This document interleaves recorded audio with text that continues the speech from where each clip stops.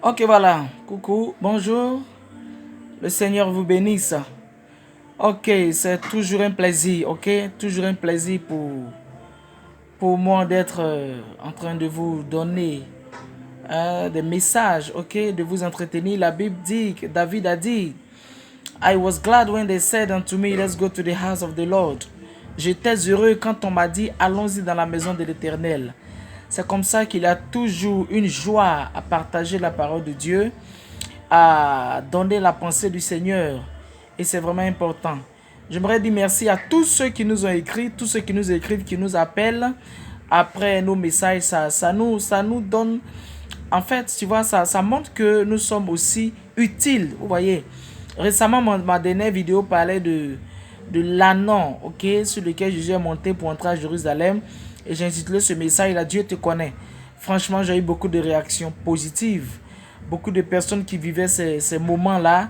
Et vraiment, ça fait chaud au cœur de voir que ce que nous distillons fait du bien. Ce n'est pas juste parler comme ça. Non, non, non.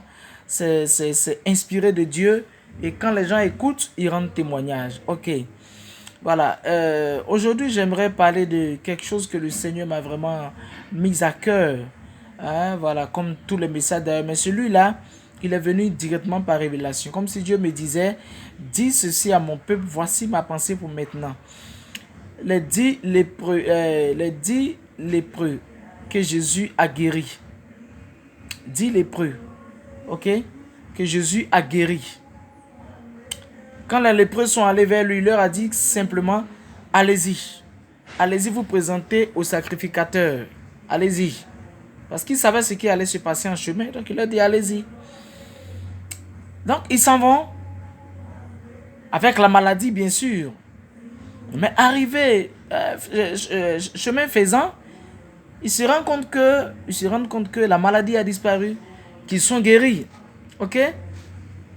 Ils ont été guéris, la lèpre a disparu. Et ils ont constaté leur guérison. Quel miracle. En fait, ce qui m'importe ici, ce n'est pas la guérison elle-même. Dieu en fait tout le temps. Mais le problème, c'est quand ils ont été guéris, qu'est-ce qui s'est passé? Les 9 autres sont partis. Il y a un qui dit non, non, ça c'est pas possible, c'est pas normal. C'est inconcevable que je puisse continuer mon chemin comme ça, sans retourner dire merci à celui qui m'a guéri. C'est pas possible. Donc lui, il revient sur ses pas, il rebrousse chemin et il va et dit merci Seigneur, parce que vraiment, tu m'as guéri. Nous sommes venus à toi, tu nous as dit allez-y. Tu es le Dieu de miracles, le Dieu de guérison. Nous sommes témoins de beaucoup de miracles que nous avons vus, nous avons vu tes mains opérer sous nos yeux. Et nous sommes venus aussi pour notre miracle, pour notre délivrance, pour notre déblocage. Et puis, nous avons obtenu gain de cause. Donc, je reviens pour dire merci. Jésus s'indigne. Il dit, d'accord, c'est bien, mais il s'indigne pour dire, mais n'étiez-vous pas 10 à être guéris? Où sont les autres? Il dit, Seigneur, vraiment là, moi, je n'en sais rien. Ce que je sais, c'est que moi, là, je suis venu te dire merci. Si mes amis sont ingrats, si mes parents sont reconnaissants, si toute la nation entière ne reconnaît pas que tu es Dieu, ne reconnaît pas tes bienfaits, si le monde entier croit que c'est son intelligence qui va le sauver, c'est son intelligence qui lui donne cette gloire, comme lui-même il l'appelle. Si beaucoup d'après eux sont des intellectuels de haut cadre, et que pour eux c'est leur intelligence qui a fait ça pour eux, que ce n'est pas toi, ça c'est leur problème. Mais moi je suis venu te dire merci. Jésus dit ok, c'est bien. Mais n'était-il pas 10? Où sont les 9 autres? Et il n'y a que cet étranger-là qui soit venu dire merci. Cet étranger, ça veut dire quoi? Ça dit même parmi tes propres frères, tes propres parents, il y en a que tu vas aider. Personne ne va reconnaître. Pourquoi je dis à des gens qui ils sont à l'extérieur, ils font venir de l'argent et c'est à leurs amis même ils envoient l'argent pour construire. Parce qu'une à deux fois, ils ont fait des entreprises dans lesquelles ils ont mis leurs propres sœurs, ils ont regretté. C'est devenu une affaire familiale et ils s'en foutent. Beaucoup ne savent pas comment tu as souffert. Voilà, ils ne savent pas. Donc, ils s'en foutent de comment tu veux devenir, ou bien des efforts. Et c'est la même chose. Quand il dit, n'y a-t-il pas, il n'y a que cet étranger, ça veut dire quoi? Nous sommes dans l'œuvre de Dieu. On a prié pour beaucoup de personnes, fait plein de croisades. Et en majorité, c'est ceux-mêmes qui sont païens. C'est-à-dire qu'ils sont venus une fois, que Dieu a visité là. Ce sont eux qui rendent témoignage. Je sais de quoi il s'agit. Il y a plein aujourd'hui qui sont étonnés que leur vie n'évolue pas, des hommes de Dieu et tout qui ne décollent pas. Ils s'en vont gêner, maigrir à la montagne. Arrêtez ça. Tu vas maigrir, mais si tu es ingrat, ça ne marchera même pas. Vous savez, quand tu es ingrat là, ce n'est pas que Dieu même se fatigue pour dire qu'il ne t'exauce pas. Non, c'est le diable qui prend ton ingratitude là pour aller t'accuser devant Dieu. Et Dieu ne fait rien. Parce que lui-même, Satan, ses adeptes, quand ils vont l'adorer, quand ils sont bénis, d'après, ils appellent ça bénédiction, là, ils reviennent pour offrir un sacrifice pour dire merci au marabout ou au féticheur. Et c'est ce qui fait que souvent, il y a des pertes en vie humaine, les gens sacrifient leurs enfants et beaucoup de choses, parce que le pacte disait, chaque 6 mois, viens faire un sacrifice. Pendant que tu es en train de jeûner et prier, là, tu as un parent qui t'a pris pour aller remercier les dieux, les génies. Et bientôt, tu vas mourir. Parce que toi-même, tu es ingrat. Le Dieu même que toi, tu dis, tu adores, là. Hein, ceux que tu es en train de combattre en esprit, ils sont plus reconnaissants que toi-même qui es en train de les combattre. Ça va marcher comment? Ça marchera comment? Dieu n'a pas besoin de tes milliards. Qu'est-ce qu'il va en faire? Il a besoin de ta reconnaissance.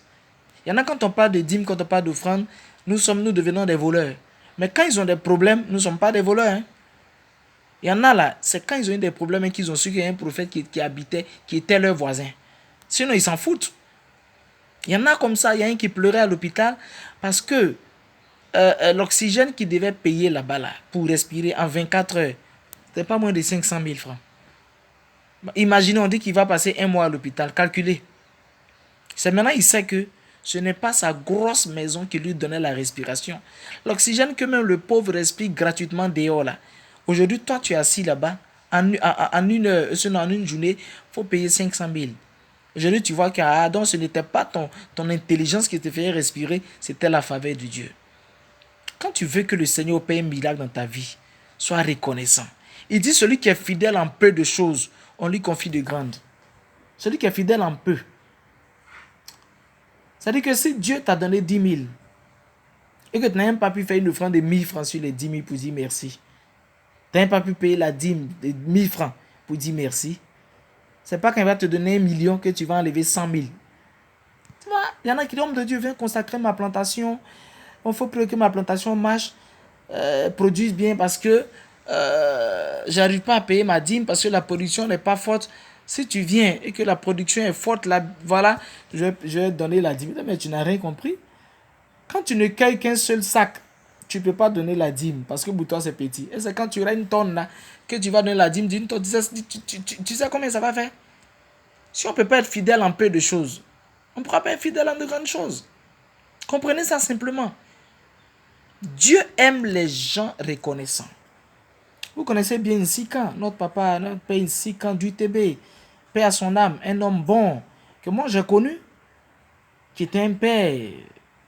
Quand je dis un père physique parce que c'est un année, c'est un adulte, c'est un papa. Mais il a son hôtel à Yamsokro, à Tego. Souvent quand j'avais mes missions, c'est là-bas que je logeais. Donc on se voyait couramment au restaurant de l'hôtel. Et vient, révérend, vous êtes là, ça va y la mission. On causait, je prie pour beaucoup de ses enfants. Et qu'est-ce qu'il me dit? Il me dit, homme de Dieu, je vais te donner un conseil. Si tu veux réussir dans la vie, sois reconnaissant. Que moi ici, quand je vois aujourd'hui, là, c'est vrai, on parle des cas et tout, mais ce ne sont pas les cas qui m'ont enrichi, c'est la reconnaissance. Il y a une vieille là, j'étais souffrant, j'étais pauvre, c'était difficile.